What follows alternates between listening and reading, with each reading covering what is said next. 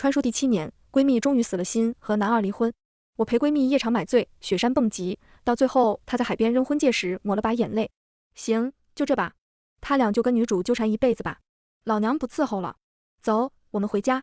她又疑惑地看着我，哎，你怎么不丢？难道你心里还有霍爷？我随手摘了戒指，轻轻一抛，不像他那么苦大仇深，我只是觉得没必要再为这个人这些事浪费自己的情绪，没有意义。真正的放下，往往无声无息。像闺蜜这样轰轰烈烈，恰恰是因为她还爱着男二，而我已经不再爱男主霍爷了。闺蜜听完我的话，愣了愣，放声大哭。我无奈转身安慰她，却发现身后站着向来冷淡自持的霍爷，他薄唇机不可察的颤抖。是吗？我这个人对你来说已经没有任何意义了吗？订阅练练推文，每天更新精彩完结文，正文现在开始。01被撞见背后说人，我难免有点尴尬，只是在对上霍爷那双沉黑的眼睛时，一切情绪又沉寂下去。我拉起喝得烂醉的闺蜜林鱼鱼往酒店方向走。半夜，海风拂面，波涛暗涌，清冷的月光洒在倚车门站着的霍野身上。我经过他，淡淡烟味传过来。我不喜欢他抽烟，他也为我戒烟多年。只是女主白音回国那夜，他在露台抽了一夜的烟，而后起身对同样一夜未睡的我说了一句抱歉。抱歉什么呢？我那时不敢细想，也想不明白。直到白音空降抢了我奋斗3年才得来的职位，他来我家炫耀，把我和霍野一起养的猫扔出窗外，我忍无可忍，伸手打白音一巴掌，却被极大的力道钳住手腕，甩到地板上。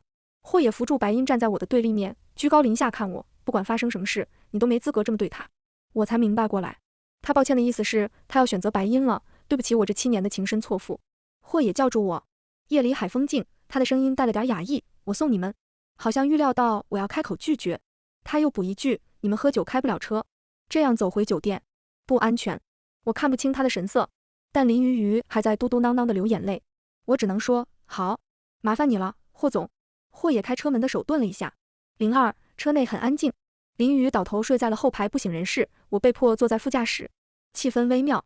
霍野与我闹翻后已经很久不见，坐在一起都显得生疏。霍野看了一眼后视镜，打破沉寂，谭慈峰找了你们很久。谭慈峰，林鱼鱼爱得死心塌地的男二，就因为他，林鱼鱼也和我一样，3年前放弃了回家的权利，选择留在这个世界。我顿了顿，霍野见我不置可否，单手掌着方向盘，捏了捏眉心，大概有几分无奈。谭慈峰与白音的关系不是你们想的那样，他们是养兄妹，我知道。我打断了霍野，其实我和林鱼刚穿进来的时候系统错误，根本不知道自己是穿书了，只能相依为命，把这个世界当真实世界生活。系统上线时，我们也真心实意地爱上了霍野和谭慈峰，甚至在系统告知他们的男主男二身份后，都没有选择放弃离开。女孩子啊，总是会为爱做些惊天动地的傻事，可到底是撞了南墙。我回头了，现在只等着林鱼鱼做决定。如果霍总希望我帮谭总劝鱼鱼回心转意，那你找错人了。就算谭总和白音清清白白，我也不可能站在谭总那边，做出任何伤害鱼鱼的事。更何况，我声音冷下来，他们本身也不清白。林鱼鱼在谭慈峰从不允许他进的书房里发现了白音记录对养兄爱意的日记本，和一封永远送不出去的回信，里面字字句句写满了谭慈峰对白音无法宣之于口的爱意，也记录了林鱼鱼和白音相像的性格和同样跃动着爱意的眼睛。林鱼鱼看完后就扶着保险箱吐了出来，他崩溃地打电话给我，带我走，带我走，求求你带我走。林鱼鱼其实最爱漂亮，但这半个月来终日酗酒，醒着睡着都在流眼泪，脸浮肿得不像他自己。他却看着镜子说，我这样是不是就不像白音了？03到酒店后，我安顿好林鱼鱼，为他卸了妆换了睡衣，才发现霍也没有离开，他守在门口，对上我讶异的眼神时，匆匆吸了手里的烟。霍总还有什么事吗？他张了张嘴，低声说，谭慈峰一会儿会来。我脸色冷下来，转身就要进屋反锁房门，却被拽住手腕。我不明所以。你干什么？霍也看着我，他瞳仁很黑，不知道是不是没休息好，眼白上有点红血丝。知道错了，也很后悔，是来道歉的。我冷声，道歉就会被原谅？他自己做了什么不清楚吗？下贱，人很难对闺蜜的老公保持友善。我自认说的已经够客气了，可霍野的脸色还是随着我的话难看起来，冷淡自持，寸寸皲裂，取而代之的是眼底的一点慌乱。他垂下眼睛，敛去神色。我趁着这一刻的怔中甩开他的手，狠狠关门，可却在合上的瞬间，白净宽大的手附在门框上，以肉身挡住了门。走廊的灯昏暗，门缝狭窄，我看不清霍野的神色，只听得他声音低低，沈心，今天是我生日。我没听清，他又重复一遍，今天是我生日，语气带了点执拗。何微不可察的。委屈，你说过，永远会陪着我过生日的。04，霍野头探过来，像是下意识向我讨要亲近。他的眼睛其实还和7年前我爱上他那时一样，没有差别，黑漆漆的，寒冰似的冷淡下藏着极致的桀骜。霍野，我叫他的名字。霍野的眼睛里升起些喜悦，可还没等我说什么，他的电话响起来。他拿起手机，来电人白音。霍野薄唇张了张，动作有点因为迟疑而带来的滞缓，因为林雨网上爆料，白音的工作也被影响。白音和我一样是新闻传播专业，他一回国就空降电视台，抢走了我的栏目。又有霍野、谭慈峰的力捧，一跃成了粉丝过百万的美女主播，前途风光，不可限量。我没再看霍野，你接吧。霍野顿在原地，他没有接电话。走廊里的挂钟指针快走到0点，很难得的，霍野声音里带了点艰涩，好像他也觉得接下来说的话难以启齿，不会被接受。沈欣，我可以不可以向你要一个生日礼物？我陪林瑜疯了一天，累得有点麻了，不想过多纠缠，于是敷衍地点点头。专属的电话铃声还在响，霍野缓缓开口：“我们不离婚，好不好？”我注意到他手指收紧，指节有点泛白，大概还是为了白音的公众形象考虑，谭家、霍家的掌权者不能都因为他离婚。好，我爽快地答应。霍野的喜悦难得地浮现在脸上，就连嘴角都有明显的弧度。他后退一步，终于放过我，像刚与我在一起时那样，带笑的眼睛用缱绻目光描摹我的五官。我曾经以为那是爱的表现。霍野离开接电话前，对我说了最后一句话，语气带了点错觉般的雀跃。他说：“沈欣，明天见。”05，我关上门，却在想，反正我已经和系统达成交易，只要林鱼松口，我们就可以一起回到原来的世界。离不离婚的不重要。06，早起后，林鱼还没醒，我下楼借酒店餐厨给他做蜂蜜豆浆，回来却听见凄厉的尖叫，放开我，别碰我！我快跑进门。谭慈峰和白音不知道什么时候来了，百密一疏，我忘了酒店门禁拦不住身价不菲的谭总。谭慈峰拧着眉，有点不解，也有点不耐烦。那都是过去的事了，我和白音是养兄妹，你这样闹，让外界怎么看我们谭家？你知道舆论都是怎么说茵茵的吗？他是公众人物，你知不知道你发一发脾气，他这么多年的努力就白费了？你怎么会变成这副模样？和我回家，发微博说一切都是误会。白音擦了擦眼角不存在的眼泪，黯然神伤。哥哥，你别怪雨姐了，都是我不好，小时候不该，不懂事，写那样的日记。他轻轻吐出一口气，神色哀伤。我早就知道错了，也早就放下那些了。谭慈峰却拉林鱼的手一顿。这本书的剧情很简单，女主白音和男二谭慈峰是为骨科，进一步人伦不容，退一步情难自抑，和男主霍野则是互相救赎，破镜重圆。白音回国后，本来应该和2个人展开旷世虐恋，互相拉扯，极致暧昧，可没想到中途穿插进了我和林鱼。谭慈峰本就放不下那段禁忌之恋，对白音的占有欲早就超过兄妹之情。他听他否认那段情感，竟然失态，下意识流露出难过神色。林鱼看他们这样，又哭又笑。他头发披散，脸上挂着未干的泪痕，质问：你们为什么不能放过我？一定要我见证你们的感情吗？那我算什么？我的7年算什么？谭慈峰和白音衣冠楚楚，居高临下的看着他，像审视一个疯子。07，我再也看不下去，快步上前，却被人轻飘飘抓住手臂。霍也比我高，往下看的时候眼睛总没什么情绪。他淡声说：这是他们自己的事。沈欣，你能不能不要总把林鱼摆在我们之前？我们还有，更何况白音的确在事业上升期，林鱼的确不该这个时候给他使绊子。我几乎怀疑自己的耳朵，但很快又了然。他是男主，白音是女主。自从白音在他还是叛逆少年的时候把他从街巷里救出来，他就不可自拔地爱上了白音。别人的痛苦再重，也比不过白音的一根头发。你们都别再闹了。林鱼在网络上给白音道歉，这件事就过去了。我也不再和你计较了。我们一起回家，好不好？不知道想到了什么，霍野的神色有点软化，眼底浮现出零星笑意。欣欣还在家等着我们回去呢，也就是你狠心舍得这么久不去看他。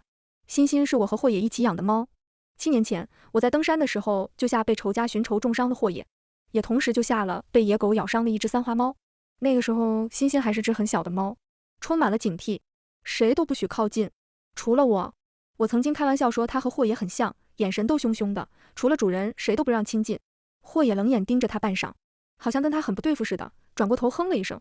欣欣也懒得理他，也转过头竖着尾巴蹭到我腿边打转，直到霍野绷不住赶他，把我抱在怀里，与他怒目而对，走开。你没有自己的老婆吗？我被他们逗得直笑，当初只道是寻常，谁又能想到？没过几年，白音回国，他穿着高跟鞋想踹我的一瞬间，是欣欣抱起保护了我。他抓伤了白音的手臂。白音暴怒：你以为霍野真的在乎你吗？你不过就是我的替代品。我回来了，他看都不会再看你一眼。还有这只死猫。他把欣欣从窗户扔出去。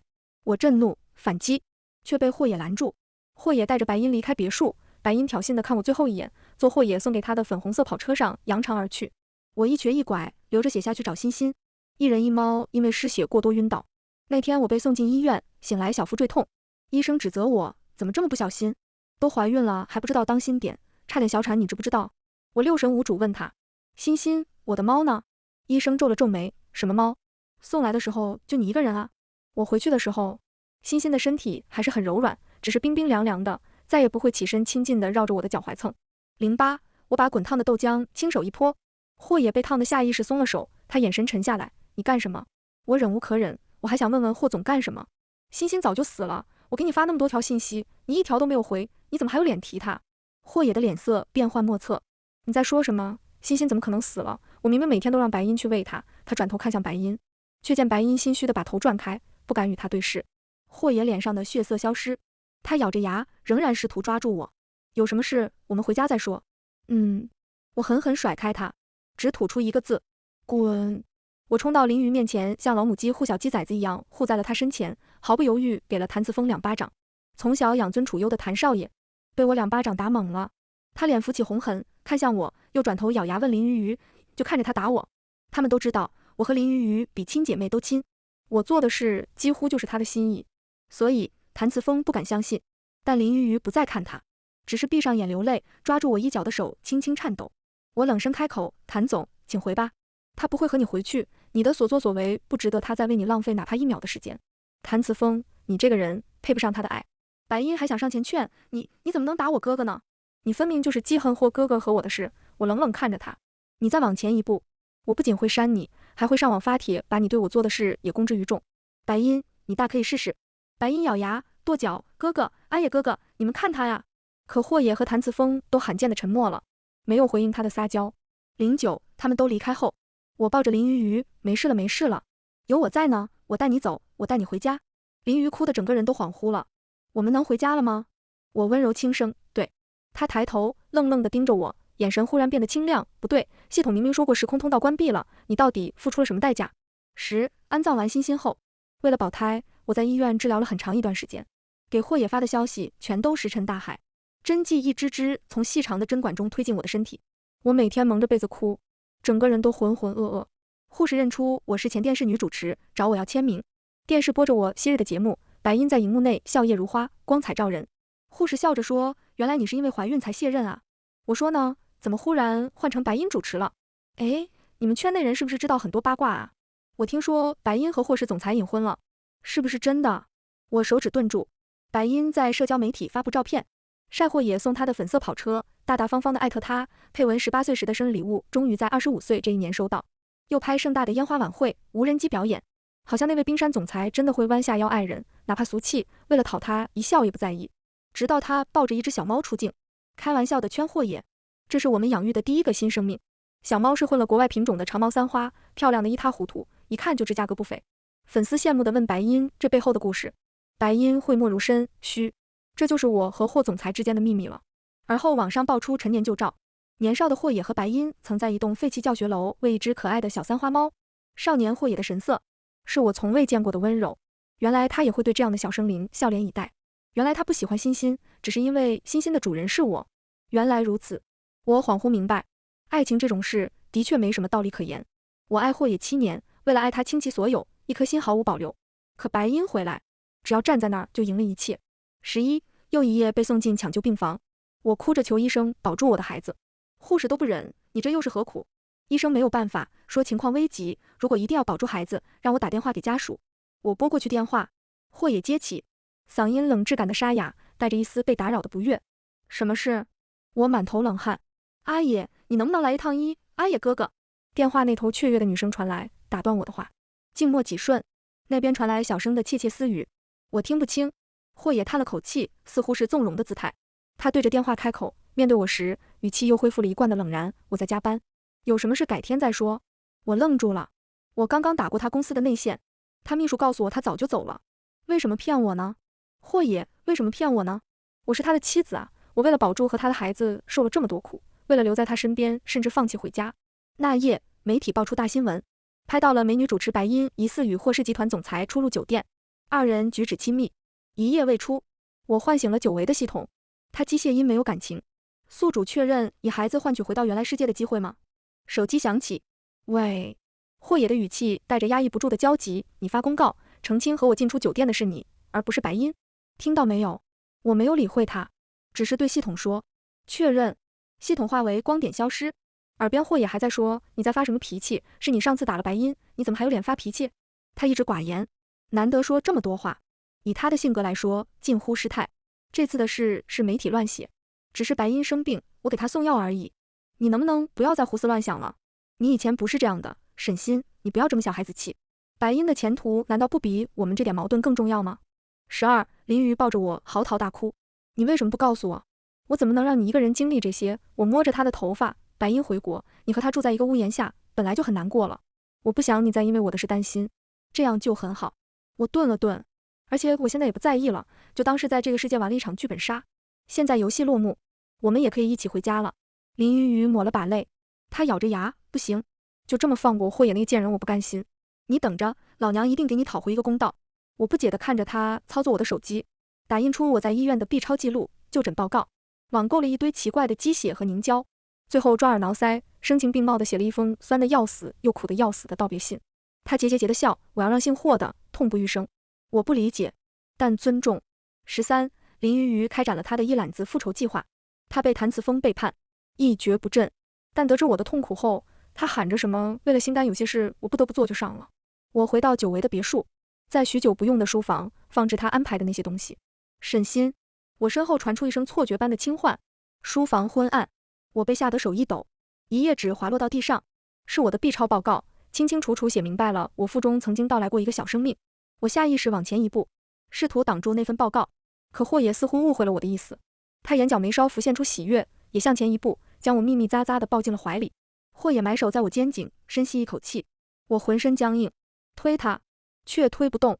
沈心，对不起，欣欣的事是我错了，白音已经对我说了，他是不小心把欣欣扔下窗的，后来怕我生气，他才自告奋勇说来我们家喂猫，但发给我的喂猫视频只是他 AI 生成的。我咬着牙，一字一顿，放开我。霍野恍若未闻，只是把我抱得更紧，近1.9米的身高，铺天盖地将我笼罩在怀里。他的语气里带了点或许他自己都察觉不到的慌张。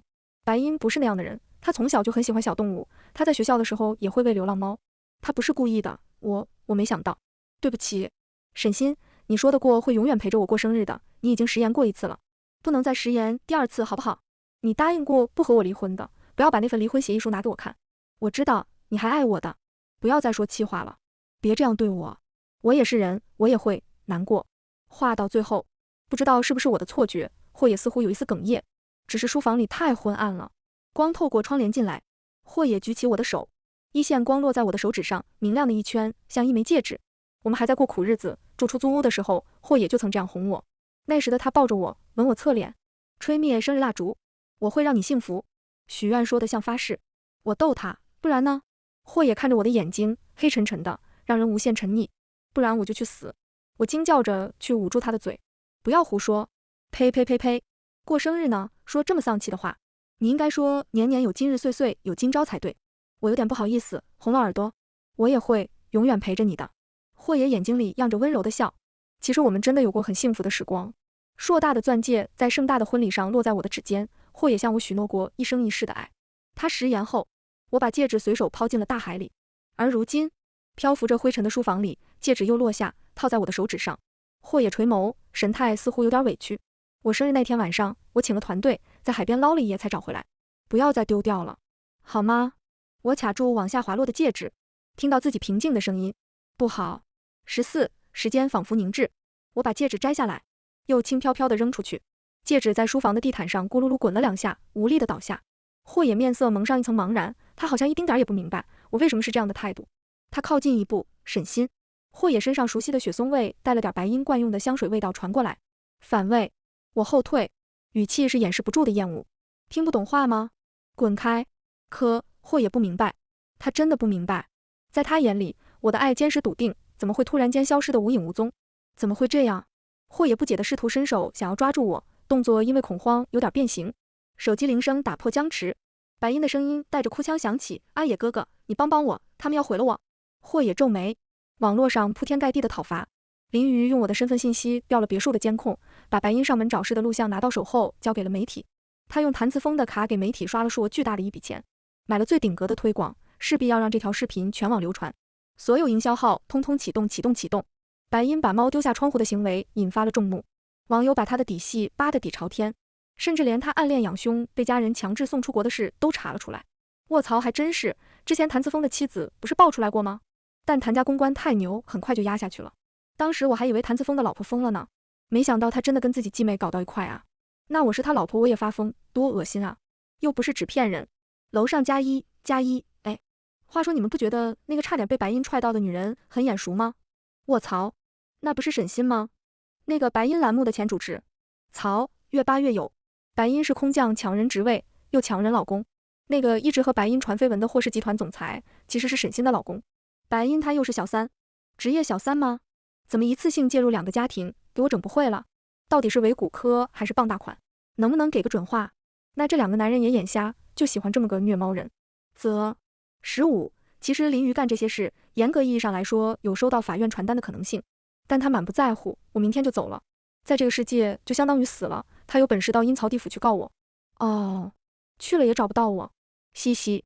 16，霍野的表情几度变换。沈欣，他看上去有点愧疚。那天是我误会你了，我不置可否。白音的哭声透过手机还回荡在书房里，他闹着要自杀。阿野哥哥，我们来世再见吧。霍野几乎夺门就走，语气强压焦急，安抚他不要做傻事，别怕，我马上就来。走到门口，他脚步骤然顿住，他才想起来屋内还有我这个人。霍野转过头，艰涩地问我，地上的是离婚协议吗？我摇摇头。霍野好像松了口气，他似乎觉得只要我不想离婚，那么一切就都有转机。只要我还愿意待在他身边，只要我还爱他，那么无论他多少次抛下我选择白音都没有关系。霍野语气郑重，沈欣，我对你保证，这是最后一次。他救过我的命，我不可能看着他去死。况且这件事是你和林瑜做的，我也不可能眼睁睁看着你的手染上人命。他跨出了门，在白音逐渐扩大的崩溃哭闹中匆匆离去，再也来不及多看我一眼。等我回来，沈欣。17，林瑜给我发消息，走吗？我打开霍野的电脑，他的密码一直是我的生日，把他公司机密打包卖给了对手。回了句走。光幕闪烁，一切归于平静。2个本来就不属于这里的少女终于离开了这个世界，像被高维存在抹除一般，没留下哪怕一丝残存的痕迹。18，但带走了5000万。系统说虽然晚了几年，但该领的奖励还是不会少我们的。嘻嘻，好系统。19，霍野陪白音公关完回到家，已经觉得疲倦，可一想到沈欣还在家里等他，还是不免精神一振。大雨倾盆，雷声轰轰。今日天气很不好，白音被媒体堵得水泄不通。公司楼下，霍野亲自现身接他，对媒体软了神色讲明，他只把白音当妹妹。白音含泪看他一眼，他不是不懂他的意思，他也曾在凌晨趴在他怀里对他说尽这么多年爱意，可媒体威压之下，他也只能点头，屈辱开口，是我与霍总只是亲如兄妹。霍野想，沈欣如果看到这段采访，一定就能消气了吧，他向全世界说明了他不爱白音。媒体问话很不客气，那霍先生爱的究竟是谁呢？聚光灯闪烁，雨幕如织。霍野撑伞护住白音的身姿一顿，他回过头对着镜头说，沈欣，一字一顿，很郑重。这是媒体第一次拍到霍野在镜头前笑，好似冰山消融，晴光映雪。媒体一时愣住，闪光灯疯狂闪烁。霍野莫名有些心情好，他对着媒体很好脾气的又重复一遍，我此生只爱我的妻子沈欣。他当然爱沈欣，否则还会有什么别的答案呢？他也曾刷到过一些无聊的营销号扒他与白音之间的过往，断定他不爱自己的妻子。无聊，可笑，不爱他又怎么会和他结婚呢？他对白音不过是年少时惊鸿一瞥，他是霍家的私生子，母亲被父亲抛弃，抱着得不到的爱，死得很惨。他曾经发誓，今生不要像母亲一样死得那样惨，就连最后一面的施舍都没有求到。是白音付了母亲最后一段时间的医药费，也是他出钱安葬了母亲。他欠他的不止一条命，所以他要对白音报恩，但也就仅止于此了。他对白音出手相助，不过也就是为了还清往日恩情，只是没想到真的会惹怒沈欣。他其实知道，原生家庭对他的影响太大，他对爱之一字实在生疏。可沈心很会爱人，他给出的爱坚定笃实，让他这样的人都能感受相信。况且冷战1年，他说气话把直接都扔进了海里，都没想过和他离婚，这还不能够说明他的妻子爱他，离不开他吗？外人懂什么？尤其是谭慈峰，上次酒店回来后就疑神疑鬼，觉得林瑜和沈心商量着要出逃，他心慌得很明显，甚至在谋算要不要打造一个地下室，直接把林瑜关起来算了。霍野嗤笑，劝你打消这个念头，沈心不可能让你得逞的，他们亲得像姐妹一样，不可能分开。谭慈峰死死拧着眉，夹着烟的手指因为神经高度紧绷而微微颤抖。你也说他们亲得像姐妹一样，我也想过为什么你都这样了，沈心还不和你离婚。我昨天突然想到了一种可能，是不是因为鱼还爱我？如果他不爱我了，沈心也不要你了，他们是不是就可以毫无留恋地离开了？谭慈峰似乎有点难以启齿，毕竟他以前从来没有相信过这个说法。沈心他有没有告诉过你一些事？或也沉默了。林雨雨也说他来自异界。谭慈峰脸色发白，嘟嘟囔囔着不可能，不会的，就回谭家老宅想办法挽留林雨雨了。或也被他搅得心烦意乱，也打了数个电话给沈心，却发现自己早被拉黑了。可沈心又回别墅了。或也不得不承认，在书房里见到沈心时，他长舒了一口气。沈心既然还愿意回到和他的家，就说明沈心还没有放弃这段婚姻，他没有拿离婚协议给他看，他还是爱他的。最后一次，他告诉自己，这是最后一次去帮白音。这次过后，他就答应沈心再也不见白音。他与沈心手放在圣经上发过誓，要一生一世在一起。沈心不会食言，他也不会。可这一次，他推开别墅的门，空荡荡的别墅里弥漫着不祥的寂静，外面雷声轰轰，屋内一片黑暗。霍野下意识唤了一声沈心，没有人回应。踏进书房，霍野皱眉，拿起桌上的一沓纸，还没等他看，忽然电话响起，是谭慈峰。他语气死死压抑着崩溃，林鱼鱼消失了。霍野一时没听明白，什么消失了？失踪了？好端端的人怎么会失踪呢？又出去旅游疯玩了吗？霍野刚想劝谭慈峰冷静，闪电照亮了书房，他看清了手里的报告和书信，还有木盒里触目惊心的红色血肉。沈心的信中说，这是他们的孩子。20，我和林鱼回归了日常又平静的生活，两个人都不约而同地拒绝了再踏足感情。他选择点男模，我选择包养清贫男大。毕竟5000万存银行利息都够我们挥霍一段时间，简单消费一下男色不过9牛1毛。花天酒地，纸醉金迷。我和林鱼在无边泳池摸8块腹肌的时候，系统久违的上线了。宿主检测到时空通道被打开，请问宿主是否察觉异样？林鱼猛嘬了一口菠萝气泡冰。什么异样？系统一如既往的人机，如察觉异样，请及时通知系统，我们会派专业员工检修。祝好。系统化作光点消失。林鱼不甚在意，我却在盛夏时分忽然觉得有点背脊发凉。好端端的时空通道怎么会打开？上次我打开是献祭了至亲骨肉，这一次是谁献祭了什么呢？忽地一阵凉风拂过我的耳畔，带来了熟悉的声音，是献祭了我的命啊！沈心，我不敢置信的僵硬回头，昔日如黑曜石般的眼睛如今沉得格外厉害，里面沉寂中压抑着翻涌着的情感，叫人恐惧。更让我心脏骤停的是，能透过霍野的身体看到夜空的星星，它是半透明的。鬼！卧槽！有鬼！林鱼，快跑！我目光微转，才发现林鱼那边也不容乐观，同样身体虚化的谭慈峰正捏着他的手腕，似笑非笑地问他，刚刚那个男模好看吗？我转身就跑。酒店里人多，但没有一个人能看见霍野。他闲庭信步跟在我身后。怎么啦？沈心，你信中不是说爱我爱得心痛不已，哪怕回到现实世界也不会忘了我，祝我和白音幸福吗？我来找你了。你怎么跑？我不语，只是一味向大堂快步奔去。霍野见我不理会他，脚步越来越沉重，身边的怨气好像凝成黑色的实体，就连空气都变得潮湿粘稠，好似他真的是一只怨鬼，来找仇家追魂索命。你以为我读不出你的文字吗？你以为我认不出你的笔触？沈心，耍我很好玩吗？用那些东西做一个我们的孩子是你的主意还是林鱼的主意？我真的急火攻心，吐了血。这样你总开心了，报复够了吧？你不喜欢我有公司，我就不要；你不喜欢我和白音见面，我以后就当一只鬼，一只只有你看得见的鬼。我们永永远远在一起，好不好？我充耳不闻。终于到了大堂，霍野的声音低沉近乎蛊惑，带着让人恐惧的执念。沈心，沈心，我的妻子，你发过誓会一生一世和我在一起的啊。做生意讲究风水迷信，我抽出大厅正中泉眼里插着的桃花枝，往后狠狠一挥。霍野对我没有防备，被抽中，形体一瞬浅淡，四目红光在与桃枝相处的地方迸发，但他脚步不停，还是往前。红光大盛，看上去就疼。可霍也像是没有感觉一样，他看到我讶异的神色，笑了出来。你以为这样的疼就能让我退缩？比起你离开带来的1/1000都不如。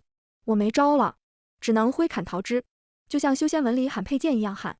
系统，霍也的神色有一瞬的迷茫，可下一秒，蓝色光幕自虚空中出现，一眨眼的功夫就变成枷锁，把霍也禁锢在原地。